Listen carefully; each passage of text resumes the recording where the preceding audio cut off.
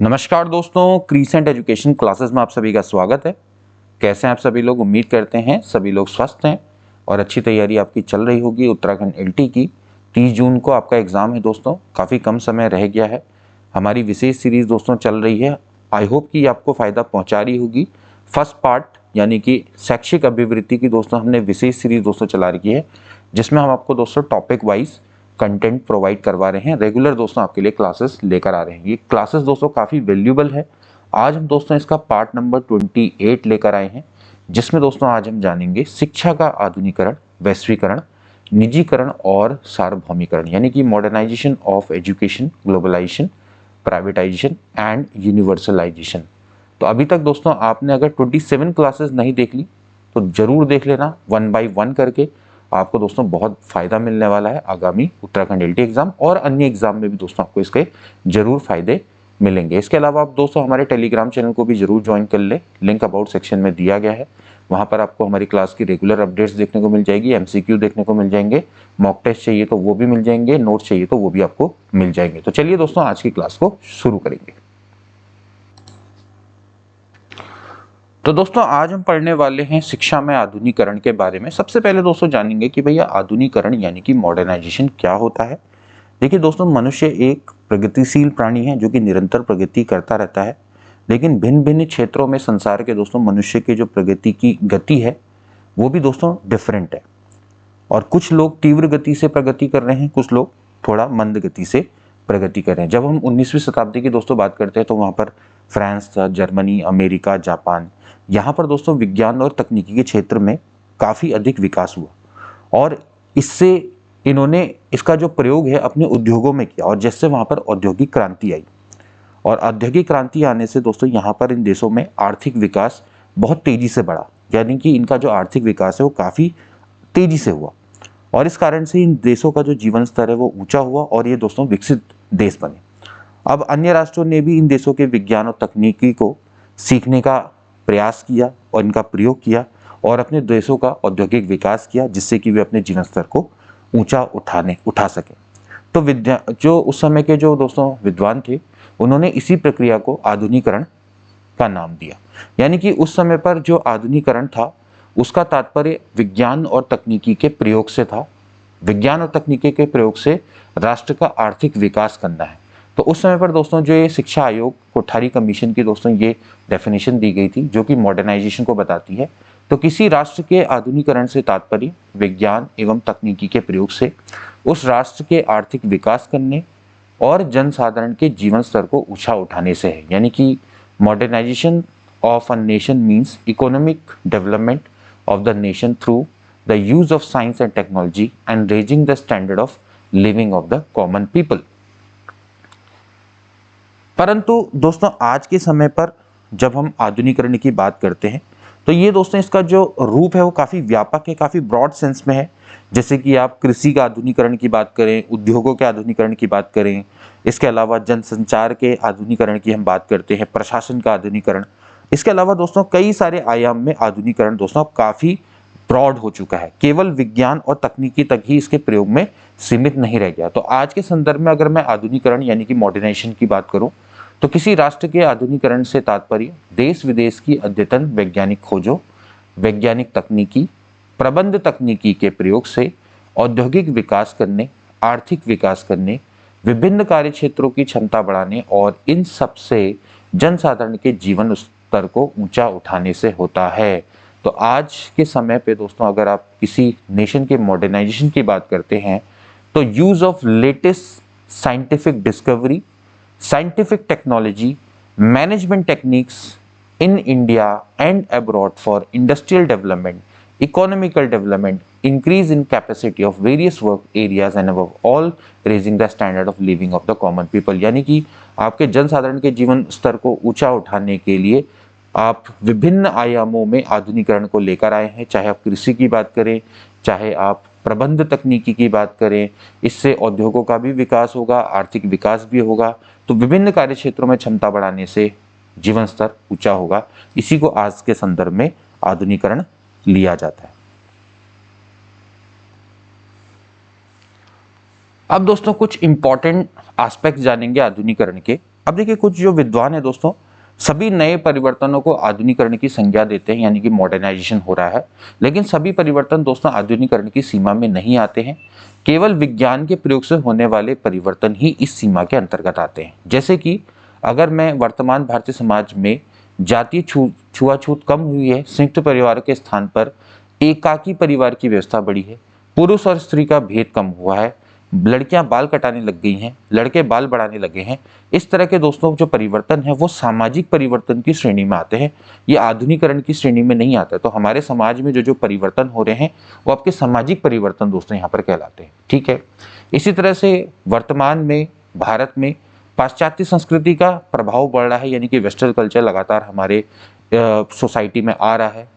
इसके अलावा कुछ लोग बर्थडे पर केक काटने लगे हैं, मैरिज एनिवर्सरी पे विवाह संस्कार की आवृत्ति करने लगे हैं। ठीक है, ये सब हमारी क्या है, संस्कृति में होने वाले परिवर्तन है। इनको क्या बोलते हैं, सांस्कृतिक परिवर्तन बोलते हैं। इसी तरह से वर्तमान भारतीय समाज में जो धार्मिक अंधविश्वास है उनमें कमी हुई है, धार्मिक संकीर्णता बढ़ी है, ये सांस्कृतिक धार्मिक परिवर्तन की दोस्तों श्रेणी में आते हैं।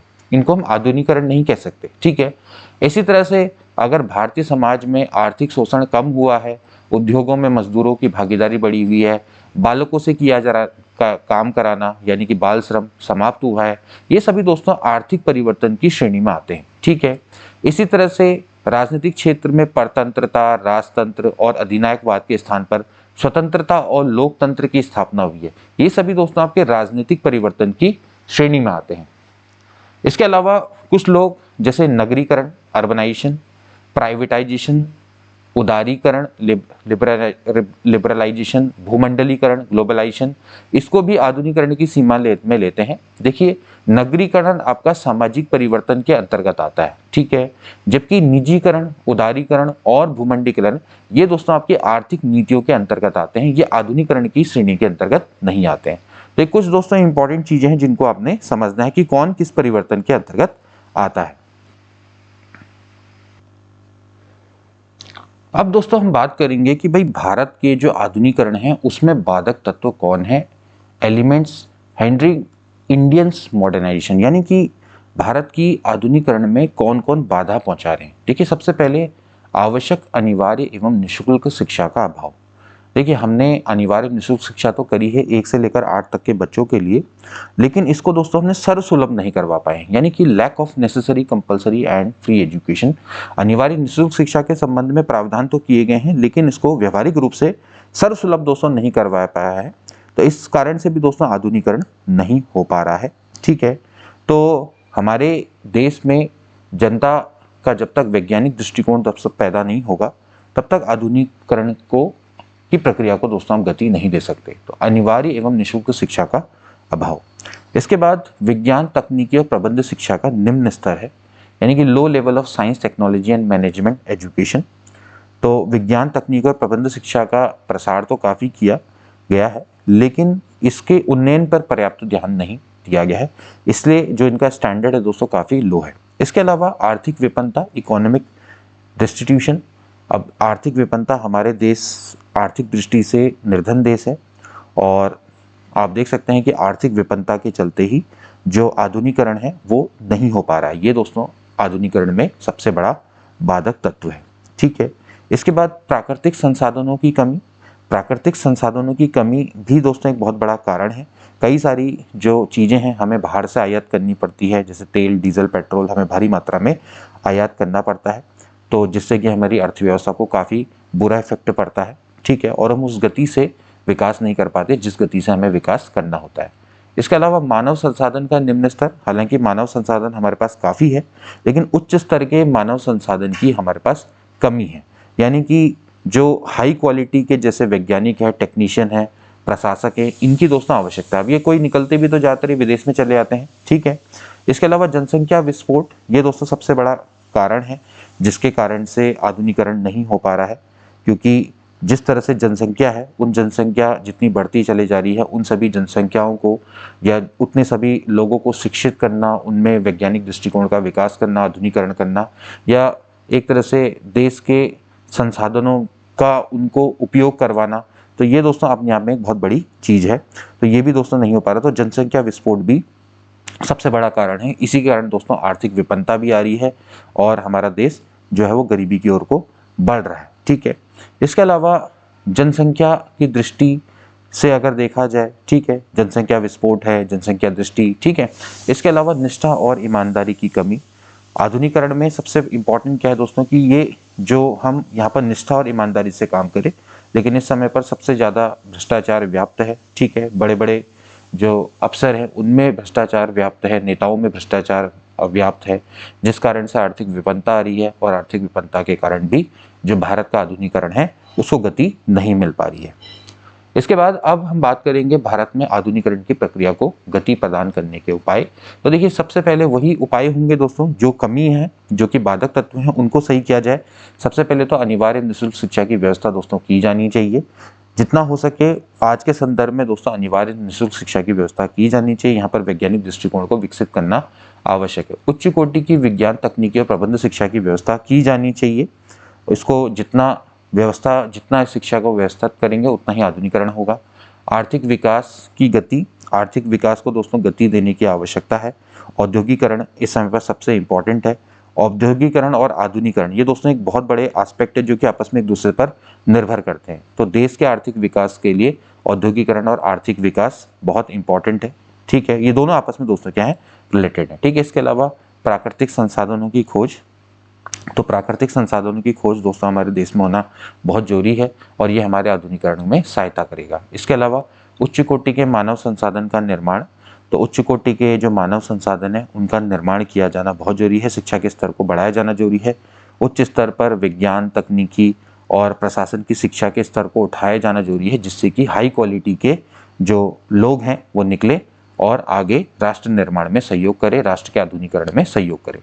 इसके अलावा बढ़ती हुई जनसंख्या पर नियंत्रण, ये दोस्तों सबसे इंपॉर्टेंट है। अगर जीवन स्तर को ऊंचा उठाना है तो यहाँ पर बढ़ती हुई जनसंख्या को पे रोक लगाना बहुत ज़्यादा इंपॉर्टेंट है, क्योंकि जनसंख्या बढ़ती चली जाएगी तो उसके कारण से इतने सारे लोगों के लिए जॉब्स प्रोवाइड करवाना, उनका आधुनिकरण करना, उनके जीवन के स्तर को ऊंचा उठाना, ये अपने आप में एक दुष्कर कार्य है। इसके अलावा राष्ट्र के चरित्र का निर्माण। चरित्र का निर्माण का दोस्तों वही है कि भ्रष्टाचार को खत्म करना है, चरित्र निर्माण करना है, नैतिकता की शिक्षा देनी है। क्योंकि आज के ज़माने में कोई भी ये चाहता है कि अगर उसकी जॉब लग जाए तो फिर वो अपने बारे में ज़्यादा सोचता है, देश के बारे में कम सोचता है, देश के आधुनिकरण के बारे में कम सोचता है, या इवन कोई भी गवर्नमेंट जॉब में लगता है। तो राष्ट्र के चरित्र का दोस्तों क्या करना है, निर्माण करना है। एक तरह से एक एटीट्यूड दोस्तों लेकर आना है जिससे कि भ्रष्टाचार हो वो कम हो। आज के ज़माने में क्या है कि सरकारी नौकरी आदमी इसलिए पाना चाहता है क्योंकि वो भ्रष्टाचार में पहले लिप्त होना चाहता है। तो इस कारण से जो ये राष्ट्र के चरित्र का निर्माण है वो भी एक इम्पॉर्टेंट है। अगर आप विकसित देशों की बात करें तो वहाँ का जो लोगों का चरित्र होता है वो इस तरह से होता है कि अगर उनको कुछ उच्च पदों पर अगर जाना है तो उनको अपने देश के लिए कुछ ना कुछ करना होता है। भ्रष्टाचार बहुत कम होता है। लेकिन यहाँ पर कोई भी व्यक्ति है वो सबसे पहले अपने बारे में सोचता है, बाद में फिर अपने समाज और फिर उसके बाद अपने देश के बारे में सोचता है। तो यहाँ पर ये चरित्र का निर्माण करना बहुत जरूरी है। ये हमारे भारत के आधुनिकरण की प्रक्रिया को गति प्रदान करने के उपाय। इसके बाद हम बात करेंगे शिक्षा का आधुनिकरण। तो भारत में तकनीकी शिक्षा का विकास हो रहा है, धीरे धीरे हो रहा है। पाठशाला स्तर व उच्च शिक्षा के स्तर पर आधुनिकरण पहले की तुलना में व्यापक हुआ है। सभी पक्षों व कार्यक्रमों में सुधार व नवीकरण लाना आवश्यक है, तभी जाके दोस्तों ये हो पाएगा। ठीक है, अब देखिए इस संदर्भ में जो बात होती है कि भैया शिक्षा का जो आधुनिकरण है उस संदर्भ में जो क्या क्या सुझाव दोस्तों दिए गए, कुछ हिस्टोरिकल फैक्ट है। तो अब इसमें दोस्तों यहाँ पर जो आपका भारत का जो सर्वप्रथम शिक्षा आयोग था, कोठारी कमीशन, इस पर दोस्तों विचार दिए थे भारत शिक्षा के आधुनिकरण के संबंध में। उसके बारे में दोस्तों जानेंगे। सबसे पहले 6 से 14 वर्ष तक के बच्चों के लिए अनिवार्य निःशुल्क शिक्षा की व्यवस्था की इन्होंने बात करी। इन्होंने कहा कि जनसाधारण के शैक्षिक स्तर को ऊंचा उठाया जाए। उच्च स्तर पर विज्ञान और तकनीकी शिक्षा की इन्होंने उचित व्यवस्था की दोस्तों बात करी और छात्रों में स्वतंत्र चिंतन और निर्णय लेने की शक्ति का विकास किया, जिससे कि मॉडर्नाइजेशन की ओर को दोस्तों बढ़ पाए। इसके अलावा एनसीईआरटी ने भी इस विषय में कई सारी गोष्ठियां की और विश्वविद्यालय स्तर पर भी इसके विषय में खूब सोचा विचारा गया और बाद में विद्वान इस परिणाम में पहुंचे कि विज्ञान की शिक्षा पर प्रारंभ से ही बल दिया जाना आवश्यक है। बच्चों में वैज्ञानिक प्रवृत्ति का विकास किया जाना आवश्यक है। इसके अलावा विज्ञान के सैद्धांतिक पक्ष का ही ना ज्ञान दिया जाए, उसके प्रायोगिक पक्ष का भी ध्यान दिया जाना इंपॉर्टेंट है। More emphasize should be given to experimental aspect of science rather than the theoretical aspect. Okay, इसके बाद विश्वविद्यालयों में भी नए नए टेक्निकल कोर्स हैं उनको स्टार्ट किया जाए और साथ ही प्रबंध शिक्षा की भी उचित व्यवस्था की जाए। यहाँ पर प्रबंधन दोस्तों बहुत इंपॉर्टेंट है। इसके अलावा विज्ञान और तकनीकी के क्षेत्र में शोध को बढ़ावा दिया जाए, ये आपका दोस्तों शिक्षा का आधुनिकरण कहता है। तो ये तो था दोस्तों आपका शिक्षा का आधुनिकरण।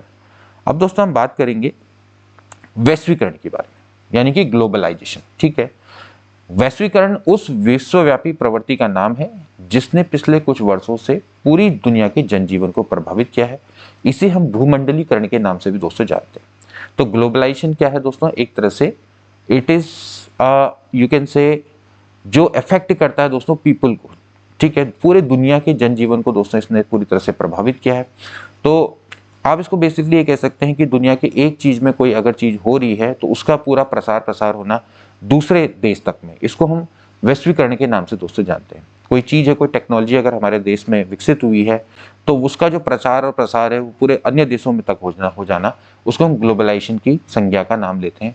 या फिर अगर अन्य देशों में कोई दोस्तों अगर आपके शिक्षा के संबंध में कोई क्रांति आ रही है या फिर कोई टेक्नोलॉजी है या फिर कोई भी चीज है जो कि आपकी जो आगे आधुनिकरण की ओर को ले जाए, तो उसको हम वैश्वीकरण की संज्ञा के नाम से दोस्तों जानते हैं। ठीक है ना, इसीलिए इसको भूमंडलीकरण के नाम से भी जाना जाता है।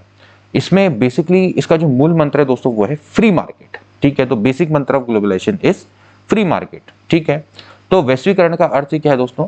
राष्ट्रीय घरेलू अर्थव्यवस्थाओं का विश्व अर्थ के व्यवस्था के संग जुड़ना, यानी कि जो हमारी डोमेस्टिक इकोनॉमीज हैं नेशनल को, उसको आपने वर्ल्ड इकोनॉमी के संग दोस्तों आपने क्या कर देना, जोड़ देना। ठीक है, अब हमारे देश में शिक्षा का जो वैश्वीकरण है वो किन किन कारणों से दोस्तों प्रभावित है? सबसे बड़ी बात है दोस्तों संस्कृति, यानी कि कल्चर। कल्चर दोस्तों वैश्वीकरण का एक बहुत इंपॉर्टेंट फैक्टर है। ठीक है, तो वैश्वीकरण दोस्तों हमारी शिक्षा को दोस्तों क्या करता है, मतलब कल्चर है वो हमारे शिक्षा के वैश्वीकरण को दोस्तों प्रभावित करता है। इसके अलावा एनवायरमेंट, ठीक है, इसके अलावा आर्थिक यानी कि हमारी इकोनॉमिक, राजनीतिक यानी कि पॉलिटिकल, समाज, सोसाइटी, ये सभी दोस्तों वैश्वीकरण के कारक हैं। अब अगर मैं शिक्षा में वैश्वीकरण की दोस्तों बात करूं, शिक्षा के संदर्भ में सीमाओं के पार विचारों, ज्ञात संसाधनों, परस्पर जुड़ाव और आदान प्रदान में संदर्भित करता है।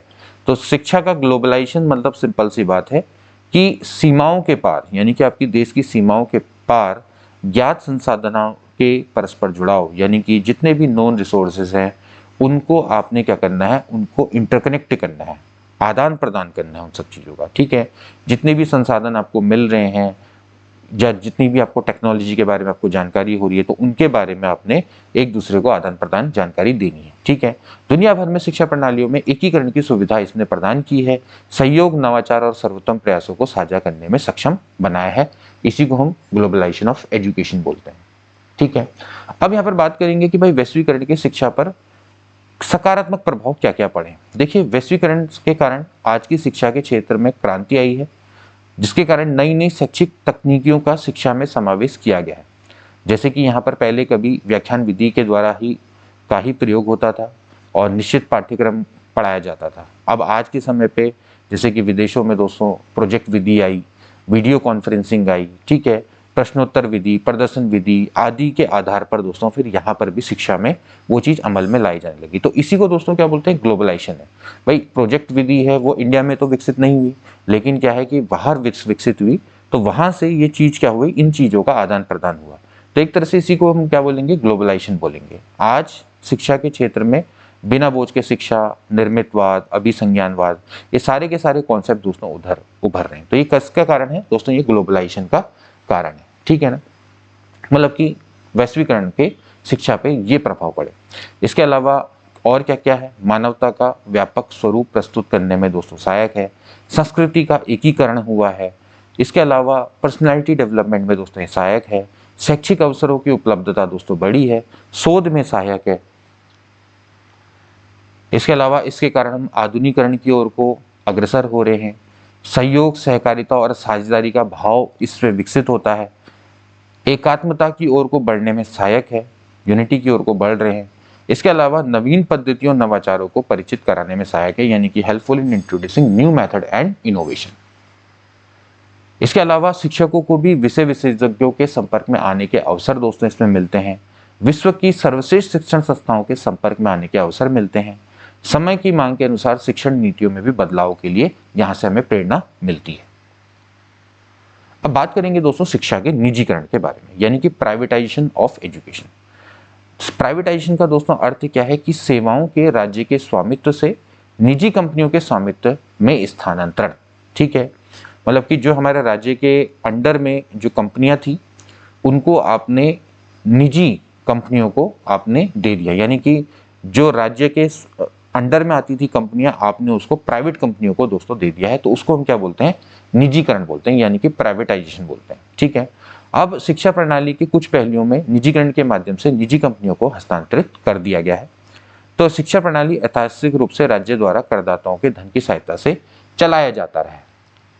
अब भारतीय संविधान के अनुसार शिक्षा राज्यों का उत्तरदायित्व है, जिसका मुख्य उद्देश्य प्रत्येक व्यक्ति में ऐसी योग्यताओं और कौशलों का विकास किया जा सके कि वह उत्तरदायी और सहयोगी नागरिक बन सके। इसका हमारे भारतीय संविधान में दोस्तों प्रावधान किया गया है और ये बोला गया है कि जो शिक्षा है वो राज्यों का उत्तरदायित्व है।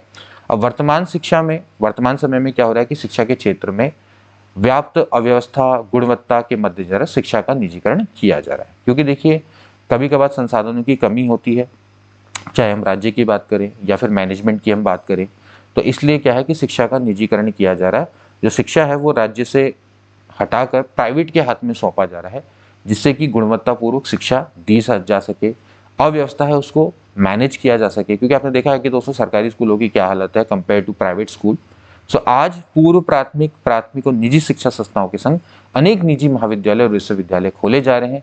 इसका रीजन क्या है? इसका रीजन वही है कि आज के समय पर शिक्षा में जो व्याप्त अव्यवस्था है और जो क्वालिटी है उसको दोस्तों इम्प्रूव करना है, तो इस कारण से ही इसका निजीकरण किया जा रहा है। इसके अलावा देखिए शिक्षा में निजीकरण के क्या क्या लाभ है। सबसे पहली बात है कि क्वालिटी इंप्रूवमेंट होता है। ठीक है, निजीकरण से क्वालिटी में इंप्रूवमेंट आता है जो कि सरकारी में नहीं हो सकता। इसके अलावा वित्तीय समस्याओं का समाधान, ठीक है, सॉल्यूशन ऑफ फाइनेंशियल प्रॉब्लम। इसके अलावा शिक्षकों की योग्यताओं का समुचित प्रयोग, यानी कि proper use of teachers ability. अब आप देखते हैं प्राइवेट में जो टीचर्स हैं उनका पूरा यूटिलाइज किया जाता है। इसके अलावा कार्य संस्कृति का विकास, यानी कि डेवलपमेंट ऑफ वर्क कल्चर का दोस्तों विकास होता है। इसके अलावा नियंत्रण प्रशासन की समस्या का समाधान। देखिए वहां पर आप उसका प्राइवेट मैनेजमेंट होता है तो वो नियंत्रण भी करते हैं और प्रशासन भी करते हैं, तो उसका समस्या समाधान हो जाती है। बेरोजगारी दोस्तों दूर होती है, सबको सरकारी जॉब नहीं मिल सकती तो प्राइवेट स्कूलों में कई लोग जॉब करते हैं। भ्रष्टाचार समाप्त होता है, ठीक है, और विकसित देशों का उदाहरण है। विकसित देशों में भी दोस्तों आपका क्या है, काफी निजीकरण किया गया है। ठीक है, इसके बाद शिक्षा में निजीकरण से क्या क्या हानियां है। इसमें हानियां ये है कि इस हमारे कॉन्स्टिट्यूशन में शिक्षा राज्य का दायित्व बताया गया है, तो फिर इससे कहीं ना कहीं जो शिक्षा का जो देखा जाए तो राज्य का जो दायित्व है वो इससे अपने दायित्व से दूर हो रहा है। इसके अलावा जो शिक्षा है वो काफी महंगी हो चुकी है, क्योंकि प्राइवेट स्कूलों में देखिए आप शिक्षा जो है वो काफी महंगी है। इसके अलावा शिक्षकों के शोषण की अधिक संभावना है, क्योंकि यहाँ पर वर्क कल्चर तो दोस्तों बड़ा है लेकिन शिक्षकों का बहुत अधिक शोषण होता है प्राइवेट में। इसके अलावा अकुशल शिक्षकों की नियुक्ति, देखिए अब यहीं पर ही आप देख सकते हैं शिक्षकों को सैलरी जब कम मिलती है तो फिर वहां पर अकुशल शिक्षकों की नियुक्ति, जो कम सैलरी में काम करने में तैयार हो जाते हैं, तो एक तरह से जो स्किल्ड टीचर है उनकी नियुक्ति नहीं हो पाती। इसके अलावा निजीकरण जो है वो हमारी भारतीय परिस्थितियों के दोस्तों अनुकूल भी नहीं है इस समय पर, लेकिन आगे आने वाले समय में निजीकरण अनुकूल होगा। इसके अलावा सरकारी शिक्षा में गुणात्मक सुधार के लिए प्रयास करें तथा स्थायी शिक्षकों की नियुक्ति करें। ये दोस्तों शिक्षा के निजीकरण के संबंध में सुझाव होंगे। इसके अलावा अभिभावकों का आर्थिक शोषण ना हो। प्राइवेट स्कूलों में दोस्तों अभिभावक से आए दिन कुछ ना कुछ पैसे लिए जाते हैं, तो आर्थिक शोषण नहीं होना चाहिए। निजी संस्थाओं को मान्यता देते समय प्रशासनिक योजना बनाई जाए जिसमें सरकार, शिक्षा विभाग, समाज के प्रतिनिधि और अध्यापकों का प्रतिनिधित्व हो।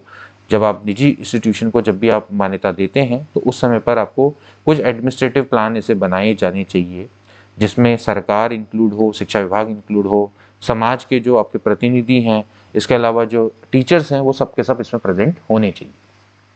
इसके अलावा राष्ट्रीय मूल्यांकन और प्रत्यायन परिषद, यानी कि the national assessment and accreditation council, इनके द्वारा महाविद्यालयों और विश्वविद्यालयों का लगातार इवैल्यूएशन किया जाना चाहिए, ठीक है ना, और इनके द्वारा किया जाता है, तो जिससे इन संस्थाओं को आत्मावलोकन और आत्म सुधार का अवसर मिल जाता है।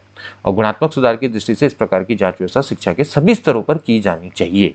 तो देखिए अभी जो ये आपका national assessment and accreditation council है, ये जनरली आपका कॉलेज और यूनिवर्सिटी का इवैल्यूएशन करता है, लेकिन इसको शिक्षा के सभी स्तरों पर लागू करने की आवश्यकता है। चाहे आप पूर्व प्राथमिक की बात करें, प्राइमरी की बात करें, चाहे आप इंटरमीडिएट की बात करें, माध्यमिक शिक्षा की बात करें, तो सभी जगह पर इसका अप्लाई किया जाना आवश्यक है। इसके बाद बात करेंगे दोस्तों यूनिवर्सलाइजेशन ऑफ एजुकेशन, यानी कि शिक्षा का सार्वभौमिकरण। शिक्षा का सार्वभौमिकरण का अर्थ है कि 6 से 14 वर्ष के आयु वर्ग के बच्चे को निःशुल्क और आवश्यक शिक्षा प्रदान करना। ठीक है, यानी बेसिकली जो शिक्षा है, शिक्षा को सर्वसुलभ बनाना ही सार्वभौमिकरण है, सभी के लिए शिक्षा। प्राथमिक शिक्षा का सार्वभौमिकरण स्वतंत्रता पूर्व युग में भी नीति नियोजकों के लिए हमेशा से बड़ी चिंता का विषय रहा है और प्राथमिक शिक्षा के सार्वभौमिकरण की आवश्यकता हमारे देश में स्वतंत्रता के तुरंत बाद पहचानी गई थी। इसमें जो राधा कृष्णन है, इन्होंने क्या बोला है कि शिक्षा केवल आजीविका कमाने का साधन नहीं बल्कि ये विचारों की जन्मस्थली है।